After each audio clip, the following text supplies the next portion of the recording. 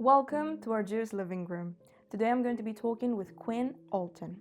He's a South London based multi instrumentalist. And when I say multi instrumentalist, I mean that this guy can play any instrument you can imagine. He is also a vocalist, songwriter, and producer.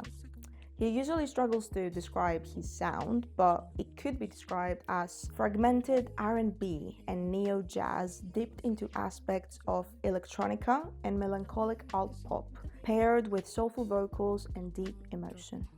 We're going to be talking about his incredible music journey, as well as the release of his second EP, Lead You to Water. Let's get started.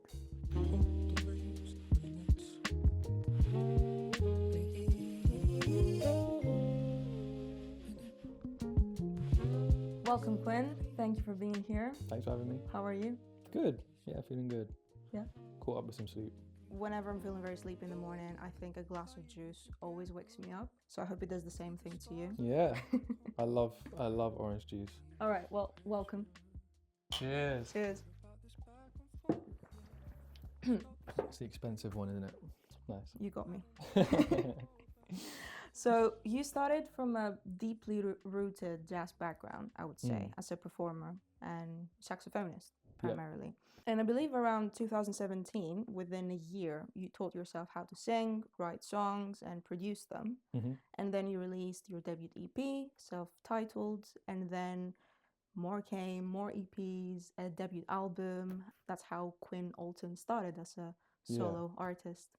Yeah. How was that transition for you, transitioning from a purely musician position to singer, songwriter, producer, and everything in there? I feel like there's a sense of sort of blissful ignorance to the whole process and like self-confidence in a way. I kind of like self-taught production in sixth form and a bit before that, and like kind of learning how to record stuff, which was really valuable. But it was like a series of interactions and like stumbling into the right people that kind of pushed me in that direction. Basically, I met at university. I met someone called Genevieve Artadi, who's a singer from LA. She was over with her band Nower, like Knower, which is like kind of jazz, dubstep, crazy like production with this guy Lewis Cole, who's a drummer. And she like asked for the Wi-Fi code, and I was like the only person. I was like, yeah, you can use mine, it's fine. And she was like, oh, we're playing this gig, you should come. And I wasn't free, but then I was like, oh, I'm going to LA like the week after, just randomly. I just booked this trip. She was like, oh, come and stay. And I was like, okay. And then just happened to like stumble across like the whole like LA jazz scene, which like it was like Lewis's like 29th birthday party or something, and like everyone was there, and the house is like crazy, and just like spent the whole night just like hanging out with these like incredibly legendary people. And then I kind of realized that all of those people who are incredible instrumentalists also write songs and like sing and like have all these like deep cut like records on Bandcamp or whatever that no one really knows about. And I was like, oh shit, okay. And then I remember getting home and just being like, oh, I'll just try and like write a song and like sing it. It's a great story. I mean, that thing that you meant, that jazz band, and you flew to LA, that sounds like a kind of like meant to be story. Yeah, Maybe and it was they've destiny. they consistently like some of my biggest influences, and so many strong relationships have like come from that. Genevieve featured on my album. Yeah, they're just really incredible people. Do you think if you hadn't met those people, you would still have had a wake-up call to try songwriting and producing? Probably because I was doing these like instrumental kind of like cover videos and stuff. I love cameras and editing. I feel like I have a weird relationship with like work ethic where I'll just like I'm really not disciplined, but I'm really like have a very addictive personality. So I'll just not feel bad about not doing like regular practice ever. Like maybe during university, I'd like have a week where I'd like try and do 3 hours a day of saxophone, and then I'd just be like, I don't care anymore. I don't want, like, I've done it, I've completed it. I'd always set myself small challenges. So I'd make these like 24-hour I'd go to this place where I near where I grew up, which is like a music center where I had a key, and it was like above a building site. It's still there, World Heartbeat Music Academy. It's like a charity, and so many amazing people have come from there. A few of us had keys, so I'd just be like, okay, I'm gonna make a cover of this song by any means necessary, like using the instruments like a kind of play, really like editing the drum parts, like terrible recording, then film all these like videos and like not sleep, and then go like just well like fall asleep at the end of it, and then post it on YouTube, post it on Oh, Reddit, and actually like on it was in Reddit. yeah, it was in the good days on Reddit where Oh, like wow. people could like I got way more views on anything that I did back then through Reddit videos than anything that I do now. And now they've made it so hard to do self-promotion, which is fine, but Mm. it was like such a cheat code back then. Again, like I kind of hate those videos now. That's fine. But I think I probably would have maybe ended up, I don't know. It's just like basically having people to be like, yeah, of course you have something to say. Like we all do. We all spend our lives like perfecting or trying to perfect our skills like on an instrument, but like everyone has something to say. You may as well try. And yeah, songwriting's fun. Yeah. Mm. I think your songwriting primarily challenges self-reflection and embraces vulnerability in a very unique way that you craft your songs. Because I think in your Mm. debut album, Alexithymia, if I pronounce it Yeah. correctly, you spoke a lot about personal relationships, connections with other people, and struggles, addictions, obsessions, some very personal, vulnerable emotions. How was that experience, like taking those feelings and thoughts and putting them Mm. out there in the world? I don't know. I think it's kind of nice that you can like tell, like express your feelings towards someone or something in a way that's kind of like not taking it head on. Mm-hmm. And with that album, especially, the idea was that I take different parts of my life, like emotional experiences that I hadn't processed at the time, and try and process them in retrospect. Mm-hmm. But some of them were like not that deep or like dramatic. I love the idea that anyone can listen to something and take what they want from it, Mm-hmm. and I love the way that a lot of pop music really focuses on like the love thing, like really dramatic, like love stories and Mm-hmm. heartbreak and stuff. It's just such a cliche. So the idea was to like present all of these different, like some really mundane things, some very much more like serious things, but like family relationships or um like romantic relationships, whatever, but piece it all together as if it was one story, Mm-hmm. and as if it was like meeting someone and falling in love and breaking up. Um, but actually, it's all completely different people and completely different things, and some of them are really like mundane, and it's like an exercise or like a game kind of Yeah. to work out how you can present something in a way that's gonna that actually is like very genuine and means something to me, but also can be experienced in like lots of different ways by other people and be like, that I totally get that, I feel that, and it's like you don't, but Exactly. like that's kind of the point, I think. Yeah. Yeah, that's the beauty of songwriting, though. I think you can take a story or a feeling or a situation, construct it in the way that you want, make it even more dramatic if you want to. Mm. And then once you put something out there, it can take so many different forms in people's ears. Yeah. Yeah, that's amazing. But also, I just don't mind talking about things now that I would have hated to talk about before. But I don't know. It's just if I feel like it's fulfilling to just be honest. I think in a previous interview you said about your debut album that it worked kind of like a therapeutic process for you. Now that you're releasing the new EP, Lead You to Water, do you think you're processing or bringing out emotions in a different way? Do you think that you've grown since you released Alexithymia? Yeah. I mean, when I was writing that album, I also started going to therapy for the first time, and so they were like, it was like very hand in hand, and it's hard to say like how much was attributed to like writing songs or like actually just going to a therapist. Yeah. Probably mainly therapy and a bit of the music. Yeah.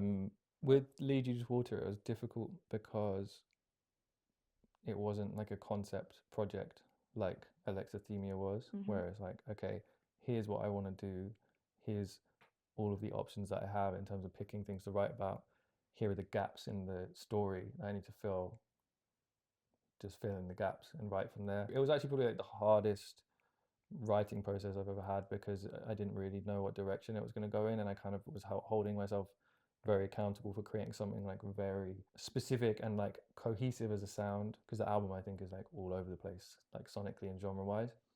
I was just obsessed with making something really like short and sweet and like detailed and like transparent sonically and like really to the point lyrically, but I didn't have like I didn't know what I wanted to say. Yeah. So I can't remember which song I wrote first. I think Heavy Breathing. I had the initial spark of an idea. It was about like a partner and not knowing like what's going to happen and being like really, really freaked out that like suddenly you're like, oh shit, we're real people who can like be really ill or like die or whatever. Like Mm. it's all good, but like, you know what I mean? And so I had that initial idea, which was like the chorus thing, like, and then I sat on that for ages and then didn't fill in the gaps. And I have this really bad habit where I'll write very specific melodies with like ideas of exactly how many syllables are in the melody and also like the vowel sounds, but then not writing the lyrics.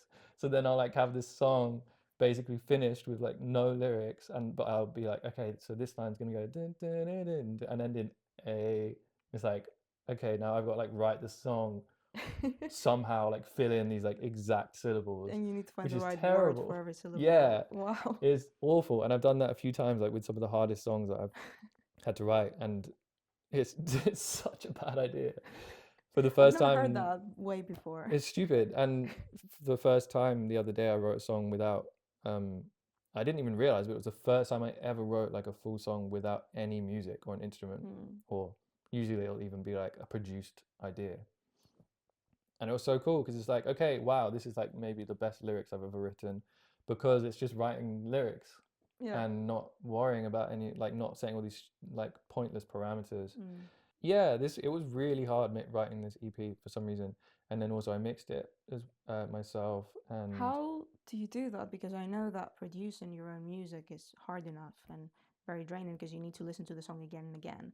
But you also mix it.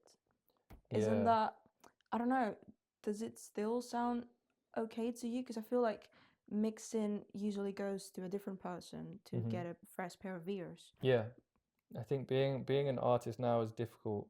Well, it's interesting because there's so much potential to collaborate, but at the same time also do everything yourself. And I've always done everything myself. I say that I worked with another great producer on the album, which was great. Like that turned out so much better than it would if I had done it by myself, because of him, because I didn't have all the skills at that point to do mixing and like the production in the right way. And like I'd send him things and be like, okay, cool, but like maybe we should, like, I don't think that's right, try this or try again. And I would record everything, but then go and like spend like a few weeks with him in Germany, like working on that and mixing it together. And I learned a lot from him in that way. But like it's like, okay, so it's hard to make money in music now as a new artist. I was talking to my friend who does a similar thing. He's called Connor Albert, and he produces his own stuff, and he sometimes mixes his own stuff, and he's incredibly talented. And he's working this album, and we were kind of talking about like, are you gonna give it to someone else to mix or not? And there's this thing. It's like, well, he was saying like the only person that I would consider sending it to is this one guy, this like legendary mixing engineer. Yeah. But he charges so much money. So it's like, okay, for what I could afford, I could do it and maybe get something worse back that I like, something that I can think I could have done better, which is like an arrogant way to think, but it's like maybe it's true. I'm very proud of the way it sounds. Now, having had some time pass, because I couldn't listen to it for a while, I kind of hated all of the new music when I'd finished it. Or, you know, you send it to someone who you actually can't afford, and then it's like really great. It's like, where does the value lie? Are people still going to get enough from the music doing it yourself to make it worth it, or is it, or are you in a position where it's actually going to sound really crap if you try and do it yourself? So it's just like endless questions, but I do love doing things myself, but I'm learning the extreme value of collaboration and expertise. Like I worked with someone called Travis Owen on the visuals for the EP, which I feel like it's presenting myself in way more of like as like an artist. There's been periods where like I spent 65 hours on just editing one video, Wow. which is just stupid. Like no one should ever do that. Yeah. And at the end of it, it's like, okay, that's cool, but like You can't do everything by yourself at the end no, of the well, you day. can't. Yeah. No, you can't. You really Yes, I can't. can. So it was cool working with someone else. And even though like now I'm editing all those videos, like I went to New York, filmed all this amazing shit with him, and like I'm editing it, but it's completely different. It's not. It's something that I would never have stumbled across myself. And it's interesting seeing how those, like how that changes how you're perceived as well. Like if you present yourself in a more like traditional like artist sense rather than like creator, Mm. which is what I wanted to get away from, because I don't think that really helps. Just being identified as a creator. You want to Yeah, be more on the like, artist oh, I know side. you, I've seen your TikToks or Instagram. And Yeah. it's like, okay, cool, but like I want to be taken seriously Mm. as a musician, and I think that's really helped in a way. I like that, and actually now I can take that idea forwards. I think if you can work with other people and they're the right people, then 100% do it. But basically my whole thing has just been spending like my whole life on YouTube, just finding tutorials on how to do everything, and it works. You know, like YouTube Yeah. is the most powerful resource like ever. I agree. I think this generation of artists learn everything from YouTube and just tutorials, Google, whatever. It makes sense because you don't have to spend a lot of money on hiring a producer or an engineer to do something else for you. And it feels more rewarding learning all of those things by yourself, having more Yeah. control of it. So I get your point. And it's amazing how much you can achieve and learn just from watching YouTube videos. And when you see other people that have gone to uni or have done very long degrees to study what you can learn from a YouTube video. Yeah, and I Yeah. think it just kind of occurred to me, but like if you go to university to like do production or whatever, or like learn an instrument or something, you're not choosing who you get your information from. And Exactly. a lot of the time in these like on these courses for like production or whatever, the people who are teaching you may be amazing, but also they may not actually be like practicing their craft, and maybe they were like 20 years ago or something. I don't know. It's not like throwing shade at anyone, but whereas on YouTube, you can find someone, you can watch the tutorial, you can disagree with what they do or look at what they've done in the past and be like, okay, well, let me try this person, let me try this person. There's going to be like 50 different versions of ways of doing one thing. Whereas if you're learning like in like a classical environment, you don't necessarily have that privilege, which is kind of interesting. Also, in terms of mixing and production, like there's something about certain artists which you just know that they would not have touched people in the way they have if they had got other people to do it. The things that are like wrong with their music are the things that are right, like completely the like strongest part of their music. Like there's certain artists which I think it's like this idea that your audience supports you and feels so passionate towards you because you are you are creating the music you're making, like despite everything. Like, do you know someone like a few people like Terza? Do you know Terza? Amazing artist from London. He makes sort of like kind of minimal like ambient dance songs like songwriting, and she produces herself and writes and I think mixes, and it's incredible, and there's so much like quirky weird things going on that anyone else would have been like, let's just fix that, let's just do that. That doesn't really work, or like, oh, that there's too many syllables. But like, it's what makes her music hers, and I genuinely feel like there's certain artists like that that would not have got as far as they had or connected with the right people if they had collaborated, which is so it's impossible to know. But I just think that, and certain times, like, you know, certain people, sometimes people send me stuff being like, here's my demo, it's like, it's not mixed, it's not like, let's see what you think. And this happened recently with someone who came to a gig. I'm like, this is like incredible, and you're saying it's not mixed and it's not whatever, but that is tapping into this very, very rare feeling as a listener where you're like completely behind what they're doing, because you can hear that they're like reaching for all of these things, and their creativity is like pushing them as far as they can possibly go, to the point where certain things technically are like struggling to get the point across. And I think there's such a like dynamic part of certain music when you can feel that like they are like pushing as hard as they can to get their point across. Yeah, absolutely. So I guess you're happy to continue mixing your own music. Yeah, It's what but I makes think you, I guess. yeah, and I think it's cool to see, I just love seeing your own progression, like compared to the first stuff that I did, which I worked with someone else on mixing as well. But I would love, I was thinking the other day, like I would love to hear some of the songs that I've done, like sent to someone who's like really cool, even just from like a very technical point of view, like like resonances and clashes and things, because I do get very precious about sound choices and like spatial stuff. like perceived rooms and stuff in terms of mixing and like closeness and things. But you know, so does loads of people. Like, Yeah, of course, of people course. know that shit. It's easy to Yeah. be like, no, you don't get it. Of course, people are going to get it. But sometimes when you give it to the right person, they're going to be like, well, this is just too, that's just too loud. And you're not hearing that that's just too loud. So let's just like turn that down. You're like, oh, true. Quinn, I've got one last question for you. It's a question that I like to ask to all of our guests here. What is something that makes you feel peaceful? Something that brings you peace? Like just being somewhere like beautiful, I just like value that so much. Like my environment, like as soon as like there's certain like types of environments that I just like completely make my brain go crazy and just feel just feel so comfortable and relaxed. And I think that often comes with like being somewhere where you don't have access to all the things that you should be doing. So like being away from home. So I just yesterday I was like, when it was out really late, got up late and took my dog. So I just moved to Brighton and I drove like 10 minutes and was just like in these fields, like overlooking the sea. And it was just like, and it was really cold, but my dog lay down. So we just lay down and we just sat there for ages. And that was really peaceful. Just because I was like, I'm not going to do anything else. I'm not going to think about anything else. Yeah, I think it's like my environment makes me peaceful. that's beautiful. And one last question, which is not from me. So, on this season, we introduced this new question. Every artist has a question to ask to the next artist.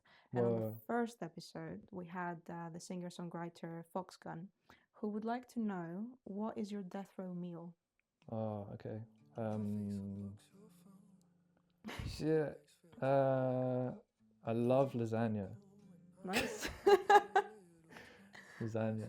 That's a good one. A huge one, so it lasts for ages. Like a massive tray Yeah, of so I get like lasagna. 24 hours of eating before Oh, I die. that's great. Okay. Do you have a question for the next guest? I don't know. I feel like I had a good question recently and I can't remember what it was. That's weird. A weird thing to say. I How had a much good time do we question. have? 1 Okay. minute. Okay, come on, let's go.